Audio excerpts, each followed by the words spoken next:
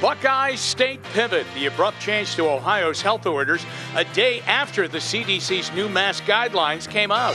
Grab your popcorn, how rolling back health orders will affect the health of the local movie theater scene. Ready to race, your primer to Saturday's Preakness, the second leg of the Triple Crown after a controversial first leg in the Kentucky Derby. And old school versus the new, how the pandemic affected the ongoing battle between paper books and e-readers. From the WKYC studios, this is Front Row. And good evening, everybody. You've made it to the end of the week. It's Friday. This is the Friday edition of Front Row. I'm Jim Donovan. And Sarah, since I've been coming back down to the studio here at Channel 3, I'm putting a lot of miles on my car. What a surprise that is, right? When you have to, just a warning for everybody out there who's also going to be headed back to work soon. There you go, yeah, going to rack up the mileage. Well, it has been a lovely week in some ways, certainly outside here, and it's shaping up to be a nice weekend too. Let's get you ready by putting you in the front row to tonight's top stories. Here's 77 seconds at 7. Ohio is pivoting to the CDC's guidance, lifting restrictions now for those who are vaccinated against COVID-19. Governor DeWine says the June 2nd date still stands as the end of health orders like capacity limits, but the state will amend its mask and social distancing orders now in step with the new guidelines. Bowling Green released its own findings today in a fraternity hazing incident that left a student dead. The university says 21 students violated its code of conduct related to the death of Stone Foltz in March. 8 people are facing criminal charges. Columbus is agreeing to pay Andre Hill's family $10 million to settle a lawsuit, the highest amount ever paid out by the city. Former Columbus police officer Adam Coy shot and killed Hill last December. Cleveland police and now the FBI's Violent Crime Task Force are looking for the carjackers who targeted Gina DeJesus earlier this week. Police have identified the getaway car as a silver 2015 Toyota Camry seen here and are asking for public tips. And Brown's rookie minicamp is underway with meetings and on-the-field sessions through the weekend. This is the team's first look at Greg Newsome and Jeremiah Owusu-Koramoah and its other 6 draft picks, along with a handful of free agents and tryout players. All right, Jimmy, obviously I know you're more dialed in than me, but my favorite thing today was learning that JOK liked the Browns as a kid because he liked our colors, which no one has ever said before. Well, first of all, you're shortchanging yourself. You are as dialed in as I am. Many times I go to you and you explain the complex defenses that the Browns go into on anything 3rd down and 7 or over. Second of all, you really took on JOK's name and did it very, very well there. Really, well done. Now, about the colors, I have to tell you something. Even before I came to Cleveland, a long, long time ago, Sarah, I always thought it was so cool at the old stadium watching the Browns come out of the baseball dugout in single file with those orange helmets on. I thought that was cool. So you know what he's talking about. Yeah, absolutely. Well, you don't need logos all over the helmet. Just the stripe, you know? The stripe says it all. Yep. All right. In the spotlight tonight, here we go. An industry we talk about a lot on this show, which has been hit hard by the pandemic. The movies, both theaters and the production houses that make those movies. And while some theaters have been operating with limitations, others are now just reopening for the first time. Brandon Simmons dives into how peeling back health orders could affect the industry. This past year has been the year of streaming for sure, but with the pandemic seemingly coming to an end in the near future, theaters are ready to make a comeback. We're very excited to get people back into the theaters. It's been 14 long months for us.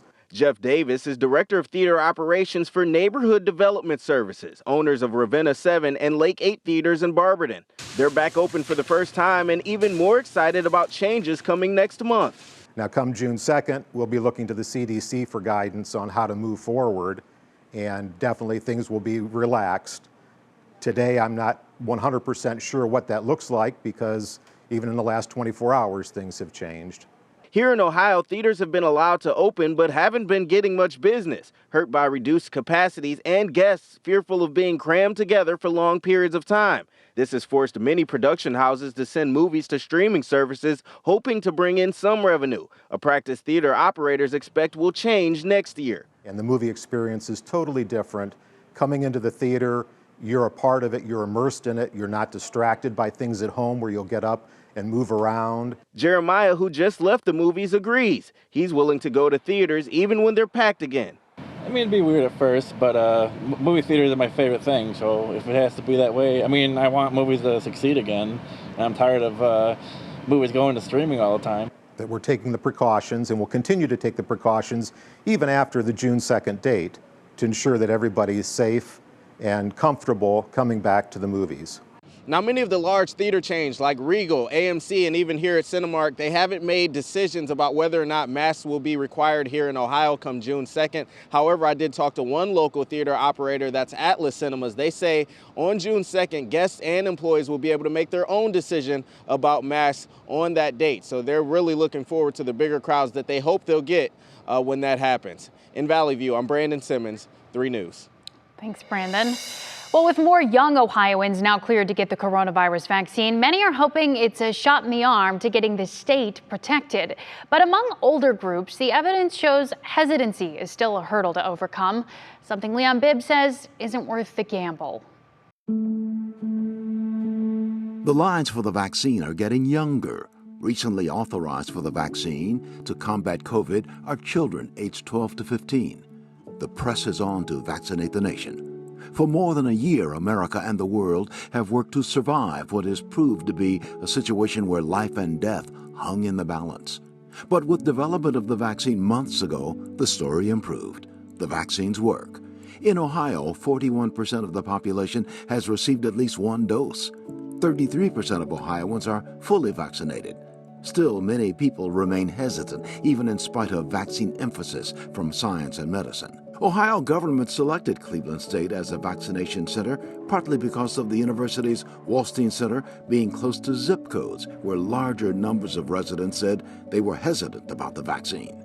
At Cleveland State's mass vaccination center, there is free parking, a quick in and out, and foreign language interpreters for those who need it. Thousands can receive the vaccine here, but still that hesitancy problem remains, although every week some of the uneasiness has fallen away. Still, what exists is worrisome. Some have doubted the speed of vaccine development since COVID hit. But fact is, scientists had long studied viruses and how to combat them, so there was groundwork already laid when COVID did hit. The past work enabled scientists to move faster to the vaccine. I am fully vaccinated, as are members of my family. I trust the science so much I took the shot on live television to encourage others to accept the vaccine as well. I don't gamble with my life. Don't gamble with yours. Stay healthy. Stay alive. Before the pandemic hit, one of the hit musicals at Cleveland's Playhouse Square was Hamilton. One of the hit songs in that musical was My Shot. The singer sang, "I'm not throwing away my shot." Well, Hamilton was not about the vaccine, but it could have been. You see, I'm not throwing away my shot. Don't you throw away yours. For 3 News, I'm Leon Bibb. We won't, Leon, on your advice. Horse racing, big day tomorrow outside of Baltimore. It's the Preakness Stakes, the second leg of the Triple Crown, and I caught up with Jerry Bailey, Hall of Fame jockey, who's a part of NBC's outstanding coverage of the Triple Crown. Of course, the hot topic going into this race is what happened a couple of weeks ago. Medina Spirit, who won the Kentucky Derby, but failed the post-race drug test. So we started there with Jerry Bailey, how that impacted Medina Spirit's performance in Louisville.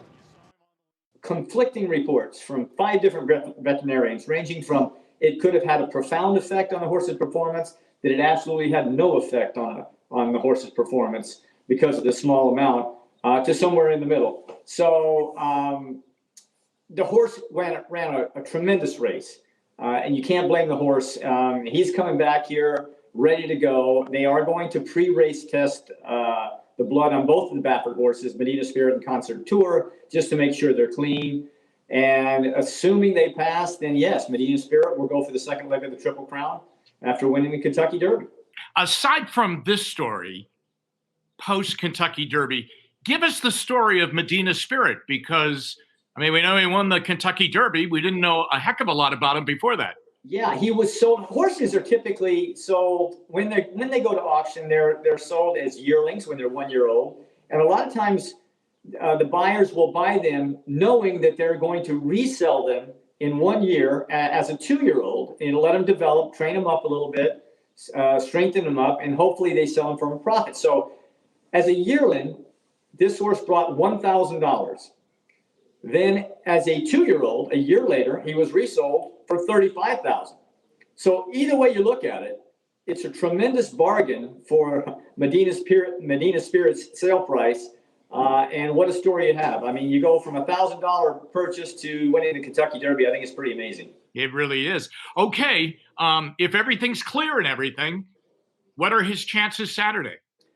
That's a good question, because a lot of the second place horse, the third place horse in the Kentucky Derby, the fourth place horse, the favorite, Essential Quality, none of those horses are running in the Preakness, which is not abnormal. A lot of times in these times when horsemen and trainers love to space a lot of more time between their horses' races, if they don't win the Kentucky Derby, a lot of times they'll skip the Preakness. So that's not abnormal.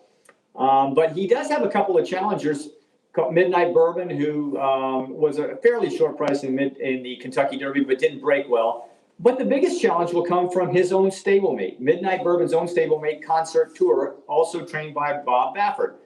I'm going to ask you to play meteorologist now. What's the weather look like for Saturday at Pimlico? Spectacular. I mean, we've had so many gloom. If you remember back to Justify in 2018, right. The year before that, it was so rainy. And in 15, it was so rainy, I thought it could never get worse than that. And the fog came in 2018, and you could barely see the horses down the backstretch. So we're blessed by good weather this year. It's supposed to be low 70s, plenty of sunshine. It'll be a great day. Hey, folks, don't blame the horse. Medina Spirit, good horse, great story, great run at Churchill Downs. Let's see what he does on Saturday. Jerry, thanks so much for your time. Sure, my pleasure. Well, had I known that Matt was going to be in studio with us, I would have allowed him to play meteorologist rather than Jerry Bailey. Well, next, your front row to the latest trends in how we read and what the pandemic has done to the sales of physical books in a digital world. And later, clearing the shelves, why Pokemon and other trading cards are getting yanked from Target stores. All right, Matt, play meteorologist for us. Hey, I'm going to do that in just about 5 minutes. Hey, today was spectacular, wasn't it? The past 2 Fridays have been cold, so it's about time we got a nice Friday. Temperatures are still sitting in the 60s right now. I want to take you live outside over downtown. The sun will be setting in just about an hour and a half, but a beautiful shot over Lake Erie. We'll have your forecast for the weekend coming up. Front Row is sponsored by the Calvetta Brothers Floor Show. It's time to fall in love again with your home. Why are people coming from everywhere to get to Ken Ganley, Ohio's #1 Kia dealer, to sign and drive? Kia Sportage, 179 lease per month, 0 due at signing. Kia Forte, 129 lease per month, 0 due at signing. Buy a new Kia and we'll pay your gas for 1 full year. Visit us at I-71 and Route 18 in Medina, because I want to see ya in a Ken Ganley Kia. Next Wednesday, big day, NBC's Lester Holt is coming to Cleveland. I'm just about done with the vacuuming. It's part of Lester's Nightly News Across America series. He'll be sharing stories of how our region is overcoming this pandemic and adapting for the future. Plus, you never know who else might turn up. That's NBC Nightly News from Cleveland next Wednesday, right here on Channel 3. We had to wait for the music to finish. Absolutely. Well, in case you missed it this week, fans of This Is Us got official word from series creator Dan Fogelman that next season, season 6, will be the show's last. He has said this for a while, that this was the plan all along. But unlike in years past, NBC will not debut the final season this fall. Instead, those 18 episodes will air starting in early 2022. The season 5 finale of This Is Us is scheduled to air May 25th. Well, it has been about 14 years since Amazon's Kindle is introduced, and seemingly ever since, the publishing world and everybody else has been bracing for the end of paper books. And yet, that tech takeover never really happened. A recent study reveals ebook sales are still trailing paper books by more than 20% worldwide, and that gap actually got wider during the pandemic.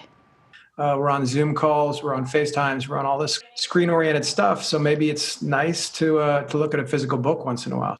I'm often on my device, so I don't want to be on my device even more. I hear that. Trending away from all digital has actually helped independent bookstores keep going. And get this, it's younger generations of readers sticking with physical books.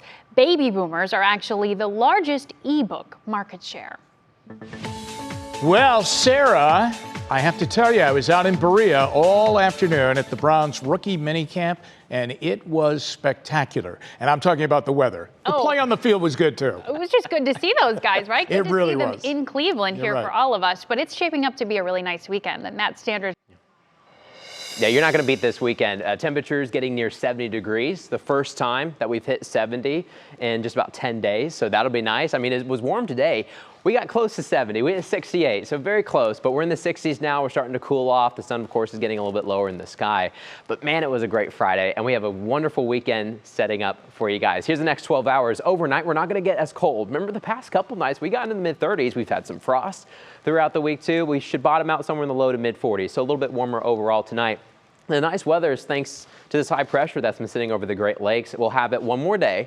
And as we go into Sunday and really into next week, some of the showers that you see towards the west will slowly start to make their way towards northeast Ohio, and we'll have more rain chances coming up. But Saturday will be dry, mostly sunny, brilliant sunshine in the morning. By the afternoon, a couple of clouds bubbling up here or there, but it's going to be a nice one for us. Here's your National Zymar hour-by-hour forecast. Once again, tonight won't be as cold, but you'll be able to see the stars tonight, mainly clear skies. As you're waking up tomorrow, brilliant sunshine. Once our temperatures get into the mid-60s and near 70, all of a sudden the clouds start to bubble up just a little bit, kind of like today. But then they really won't go away. As you go into Sunday, we may be a little bit cloudier, and there could be a stray raindrop from some of these clouds. No washouts expected. In fact, we're only talking about maybe a 20% chance for a stray shower on Sunday. So overall, your Sunday is still looking very nice. Bigger rain chances come into play by next week. That's when the south wind really starts to kick in. It's warm now, but the humidity's not bad. The humidity is really going to come back next week, and we'll also have several chances for some pop-up showers and maybe in a few thunderstorms too. Here's your Union Home Mortgage 7-day outlook this weekend. Get out and enjoy it. Saturday looks to be the best day out of the two, but Sunday's not lost. We'll be in the upper 60s, and we'll still get some sunshine as well. And then next week, those southwest winds start to really come back, and we go right back in the mid-70s, much more humid. And guys, we'll have to watch out for a few thunderstorms. But overall, get out and enjoy this weekend. 70 degrees, first time in 10 days. We'll take it. Boy, that's going to be great. Thanks a lot, Mac. And coming up next, going, gone, why baseball cards and a number of other trading cards are nowhere to be found in Target stores. But first, is Disney Plus keeping up in the heated streaming wars? What the latest numbers tell us about its bid to overtake Netflix.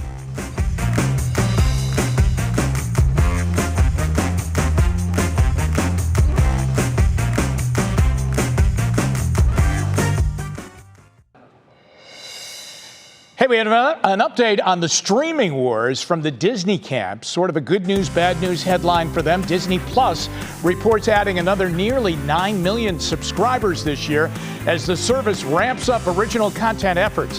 Their approximately 103 million subscribers is about half of what Netflix has. However, the growth is well short of lofty expectations from industry analysts and Wall Street types.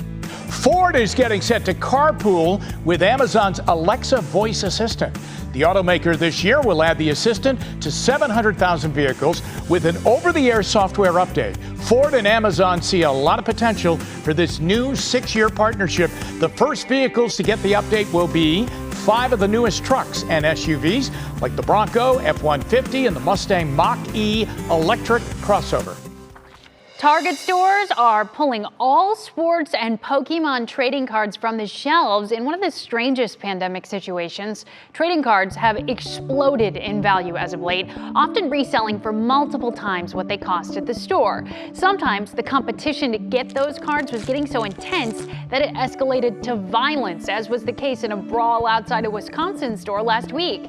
Target says now they're just going to sell those cards online instead. Rival Walmart says it will keep cards on store shelves. And in travel news tonight, it's the typical start of the Alaska cruise season, but with coronavirus restrictions, they're still in port. As the U.S. aims to get cruises going by mid-July, there's an extra wrinkle with Alaska-bound ships.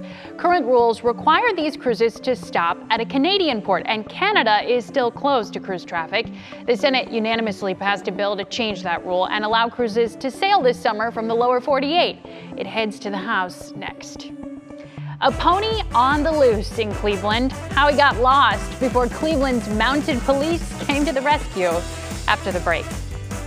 The Primetime lineup is sponsored by Debonair Vineyards, celebrating their 50th harvest in the Grand River Valley this year. Drink local. Ask for Debonair Vineyard wines at your favorite restaurants and retailers.